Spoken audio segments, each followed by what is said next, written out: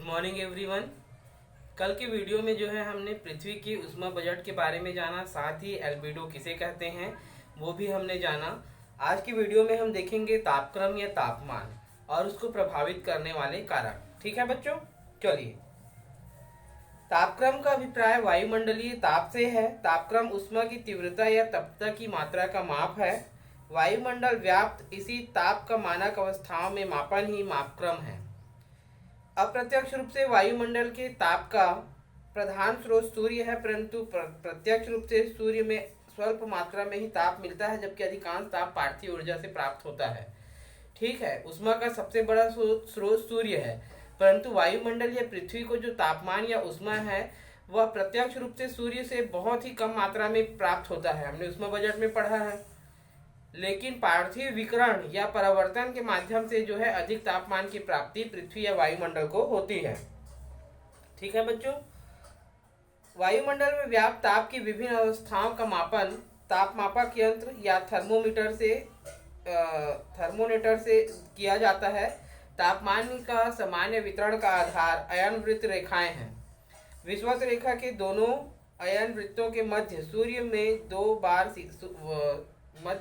दो बार सीधा चमकता है एवं कर्क रेखा पर 21 जून तथा मकर रेखा पर 22 सितंबर को सीधा चमकता है। तापक्रम के विभिन्न अवस्थाओं का प्रकटीकरण निम्न रूपों में किया जाता है। ठीक है, तो पहला उच्च तापक्रम। दिन भर के सबसे ऊंचे ताप का दिन भर के ऊंचे ताप को जो है उच्चतम तापमान कहा जाता है। साधारणतः दिन का तापमान अपराह्न 2 बजे के बाद लिया जाता है। न्यूनतम तापमान। दिन भर के सबसे कम तापक्रम को जो है न्यूनतम तापमान कहते हैं। ये उस दिन के सुबह का जो है 4 से 5 बजे के बीच का तापमान लिया जाता है और वो उस दिन का न्यूनतम तापमान होता है। दैनिक औसत तापक्रम। दिन के उच्चतम एवं न्यूनतम तापमान को जोड़ करके उसे 2 से भाग दे देते हैं। जो औसत फल प्राप्त होता है उसे दैनिक औसत तापक्रम कहते हैं। दिन का उच्चतम तापमान प्लस न्यूनतम तापमान डिवाइडेड बाई 2 और जो आता है वह दिन का जो है दैनिक औसत तापक्रम होता है। औसत मासिक तापक्रम। एक मास के दैनिक तापक्रम को जोड़ करके इसी मास के दिनों की संख्या से भाग देने पर उसका जो भागफल आता है वह औसत मासिक तापक्रम होता है। वैसे ही औसत वार्षिक तापक्रम, तो वर्ष के प्रत्येक माह के औसत तापक्रम को जोड़ करके 12 से भाग देने पर जो भागफल आता है उसे वार्षिक तापक्रम कहते हैं। वार्षिक तापांतर। वर्ष के अधिकतम तापक्रम वाले माह के औसत तापक्रम में वर्ष के न्यूनतम तापक्रम वाले को जो है क्या करते हैं, वर्ष के अधिकतम तापक्रम वाले माह के औसत तापक्रम से वर्ष के न्यूनतम तापक्रम वाले माह के औसत तापक्रम को घटाने पर प्राप्त तापमान वार्षिक तापांतर कहलाता है। ठीक है, क्या करते हैं कि जो वर्ष का अधिकतम तापक्रम वाला माह है उसके औसत तापक्रम को वर्ष के न्यूनतम तापक्रम वाले माह के औसत से घटाने पर जो तापमान प्राप्त होता है उसे वार्षिक तापांतर कहते हैं। जैसे दैनिक तापांतर निकालते हैं ना, वैसे ही। तापमान को नियंत्रित या प्रभावित करने वाले कारक। ठीक है, तो तापमान को नियंत्रित या प्रभावित करने वाले कारकों में सबसे पहला है भूमध्य रेखा से दूरी।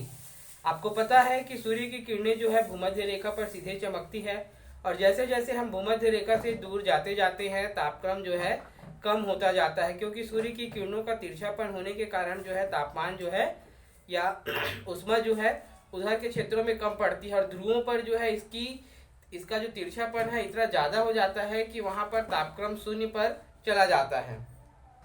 समुद्र तल से ऊंचाई। वायुमंडल पृथ्वी के धरातल में संपर्क आने से वायुमंडल जो है पृथ्वी के धरातल के संपर्क में आने वाली हवाओं के गर्म होने से गर्म होता है।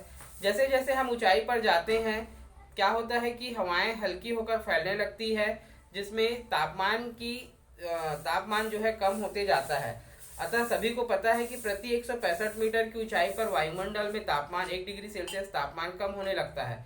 अतः जो स्थान समुद्र तल से जितना ऊंचा होगा वहां का तापमान उतना ही कम होगा। इसका रीजन वही है कि जब सनलाइट धरातल पर पड़ती है, धरातल गर्म होता है और उसके प्रभाव में जो हवाएं हैं वो गर्म होकर ऊपर उड़ती है, और क्योंकि वो गर्म होती है, फैलती है और ऊंचाई पर जाती है। जैसे जैसे वो ऊंचाई पर जाती है उसका तापमान घटने लगता है। समुद्र तट से दूरी, तो आपको पता है कि समुद्र का जो है समकारी प्रभाव पड़ता है कि जो स्थान समुद्र तट के पास है वहां पर दिन और रात का ताप का अंतर जो है ज्यादा नहीं होता है। लेकिन जैसे जैसे हम समुद्र से प्रायद्वीपीय पठार की ओर जाते जाते हैं तो क्या होता है कि तापमान में अंतर हमको स्पष्ट रूप से दिखाई देने लगता है। अर्थात जो स्थान समुद्र के पास होगा वहां का तापमान कम होगा, और जैसे जैसे हम वहां से दूर बढ़ते जाएंगे तापमान भी बढ़ते जाता है। जल एवं स्थल का स्वभाव, जल एवं स्थल के मिलन क्षेत्र में इनकी सामान्य दिशा पूर्व से पश्चिम की अपेक्षा उत्तर दक्षिण हो जाता है। जल धीरे धीरे गर्म होता है और धीरे धीरे ठंडा होता है, ये सबको पता है। जबकि स्थल भाग जल की अपेक्षा तीव्र गति से गर्म होता है और तीव्र गति से ठंडा हो जाता है।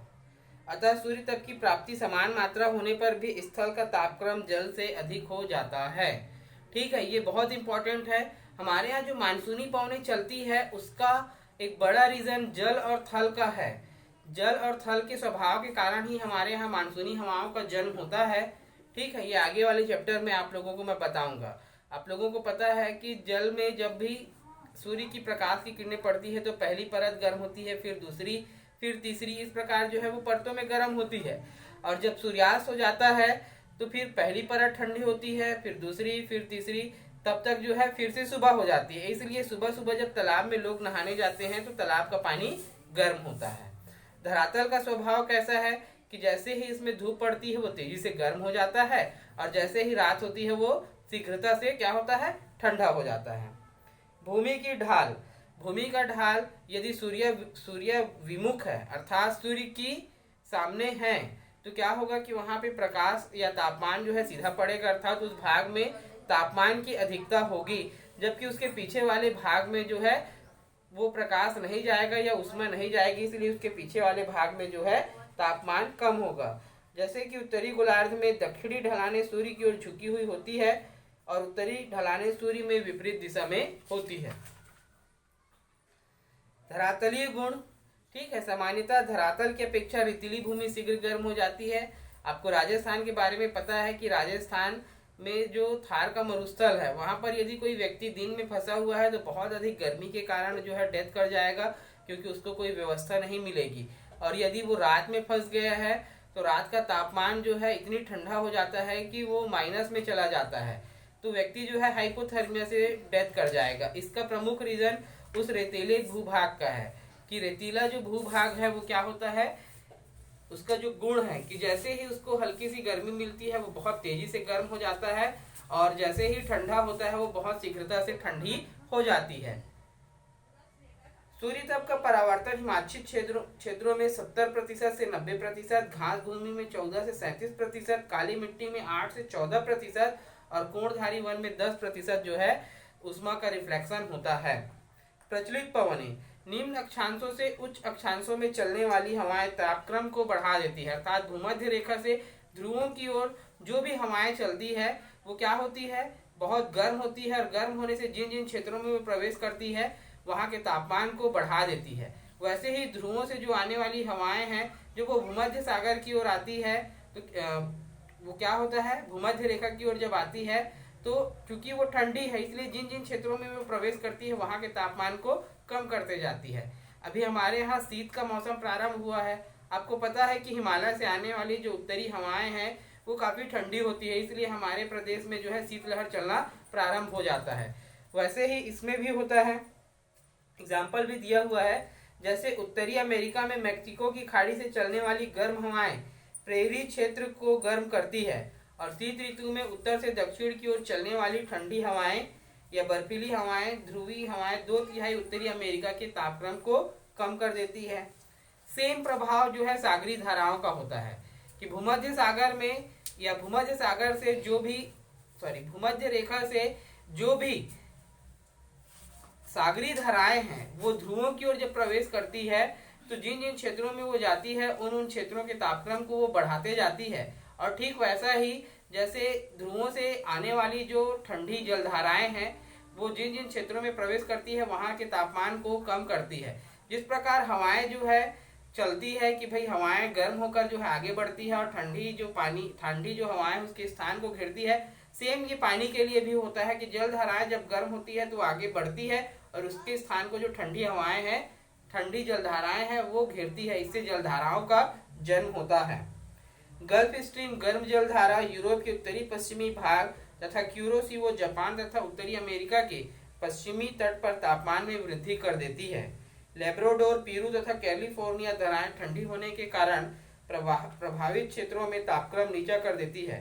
गर्म तथा ठंडी धाराएं किसी स्थान पर कोहरा उत्पन्न करती है।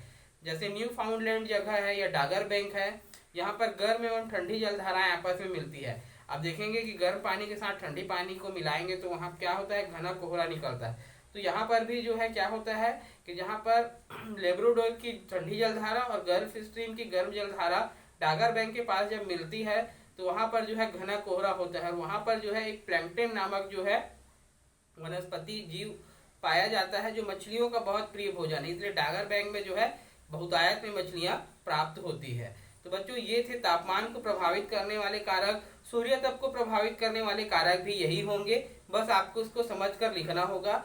और तापमान से संबंधित, उष्मा से संबंधित जो भी चीजें आएंगी उसको प्रभावित करने वाले कारक में यही सारे पॉइंट रहेंगे। एक बार याद रखेंगे आपको लाइफ टाइम जो है वो चीजें याद रहेगी। कोई भी डाउट होगा तो जरूर पूछेंगे। Thank you.